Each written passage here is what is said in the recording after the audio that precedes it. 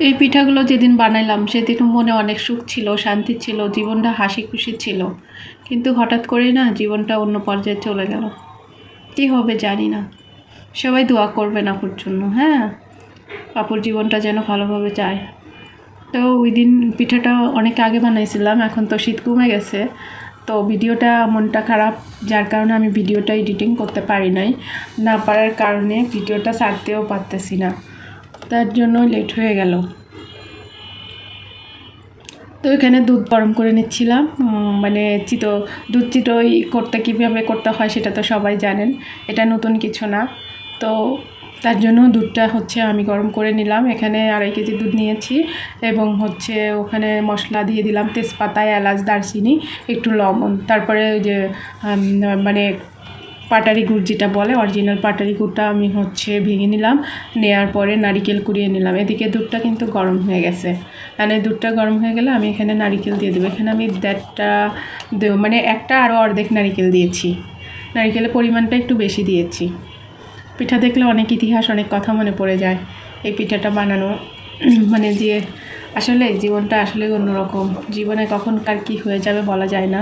একদিন অবশ্যই আপনাদের সাথে সব কিছু শেয়ার করব। সময়টা আসুক, সবাইকে সব কিছু বলবো।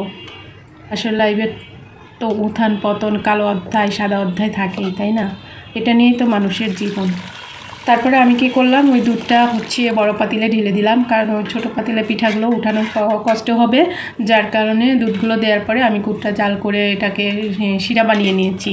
শিরাটা দুধের সাথে মিশিয়ে দিলাম। এখন এটাকে মানে একটু নাড়াচাড়া করে নিতে হবে। এটাকে যদি একটু নাড়াচাড়া না করা হয় তাহলে তো এটা মিশবে না দুধের সাথে। আর আমার দুধটা কিন্তু একটুও কাটে নাই, কারণ এটার নতুন এটা টিপস কি, আপনি দুধটা একটু জাল করার পরে গুড়টা ঠান্ডা করে নেবেন, আর গুড়টা আবার আলাদা শিরা করে নেবেন। আর আপনি দুধ আর গুড় যদি একসাথে দিয়ে মানে বলক উঠান তাহলে কিন্তু দুধটা একটু নষ্ট হয়ে যায়, কেটে যাওয়ার সম্ভাবনা থাকে। কিন্তু এইভাবে দিলে আপনার দুধ নষ্ট হবে না, পিঠাটাও খেতে ভালো লাগবে। তারপর আমি এই যে পিঠা একটা একটা করে দিয়ে দিলাম।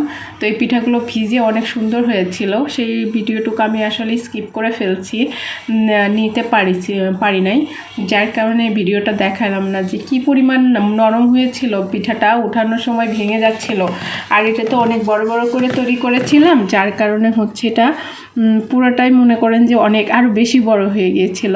কি নরম তুলতুলে হয়েছিল। সবাই ভালো থাকবে।